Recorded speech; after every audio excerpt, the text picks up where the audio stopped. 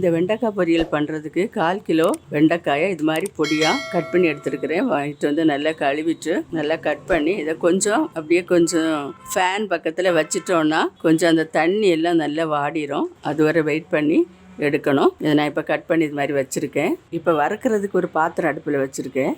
தீப்பத்தை வச்சாச்சு. இதில் ஒரு 10 வத்தல் சேர்த்துக்கலாம். 1/2 டேபிள் ஸ்பூன் மல்லி, 2 டேபிள் ஸ்பூன் உளுத்தம்பருப்பு, 1 டேபிள் ஸ்பூன் கடலைப்பருப்பு. இதை மிதமான சூட்டில் நல்லா கொஞ்சம் வறுத்து எடுத்துக்கணும். ஒரு 1/4 டேபிள் ஸ்பூன் மிளகு, 1/4 டேபிள் ஸ்பூன் சீரகம்.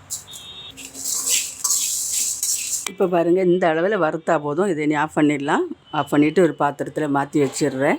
இப்போ இந்த பாத்திரத்தில் கொஞ்சம் ஆயில் சேர்த்து விட்ருக்கேன். பொரிச்சு எடுக்கணும். அந்த வெண்டைக்காயை நம்ம கட் பண்ணி வச்சுருக்கிற வெண்டைக்காயை இதில் போட்டு கொஞ்சம் ஃப்ரை பண்ணணும். ஃப்ரை பண்ணோன்னா கொஞ்சம் வதங்கிறது இல்லை, கொஞ்சம் பொரிக்கிற மாதிரி கொஞ்சம் எடுத்து இது மாதிரி பொரித்து எடுத்துக்கலாம். எண்ணெய் காய்ச்சதும் கொஞ்சம் நல்ல எண்ணெய் காய்ச்சதும் போடணும். இப்போ எண்ணெய் காய்ச்சிட்டு இதில் வெண்டைக்காயை போட்டு பொரித்து எடுத்துடலாம்.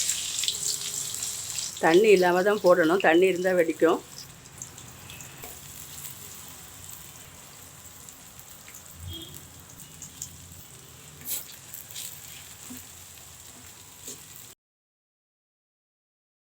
கொஞ்சம் ஃப்ரை ஆகட்டும். இப்போ இந்த வெண்டைக்காய் அப்படியே கொஞ்சம் ஃப்ரை ஆகிட்டு வருது. இப்போ எடுத்துடலாம். இது கலர்லாம் கொஞ்சம் சேஞ்ச் ஆகிட்டு இனி எண்ணெயிலேருந்து இதை நம்ம வெளியே எடுத்துடலாம்.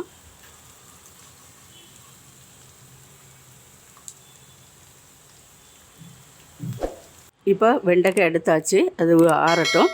இதை பொடிச்சு எடுத்துகிட்டு வந்துடலாம். இப்போ இது மாதிரி பொடிச்சு எடுத்து வச்சுருக்கேன். இதை ஃபுல்லாக நல்லா பொடிக்காமல் கொஞ்சம் பரபரப்பாக இருக்குது. இதிலே 1 டேபிள் ஸ்பூன் ஆயில் சேர்த்துருக்கேன். இதில் கடுகு உளுத்தம்பருப்பு போட்டுடலாம். கொஞ்சமாக வெங்காயம், 2 ஸ்பூன் அளவு வெங்காயம். இதில் கொஞ்சம் கருவேப்பிலை சேர்த்துடலாம். வேர்க்கடலை கொஞ்சம் சேர்த்துடலாம். இப்போ இதோட கொஞ்சமாக வத்தல் தூள், கொஞ்சம் சீரகம், கொஞ்சம் மஞ்சள், கொஞ்சம் உப்பு எல்லாம் சேர்த்து நல்லா மிக்ஸ் பண்ணி விட்டுட்டு வெண்டைக்காய் எடுத்து போட்டுடலாம்.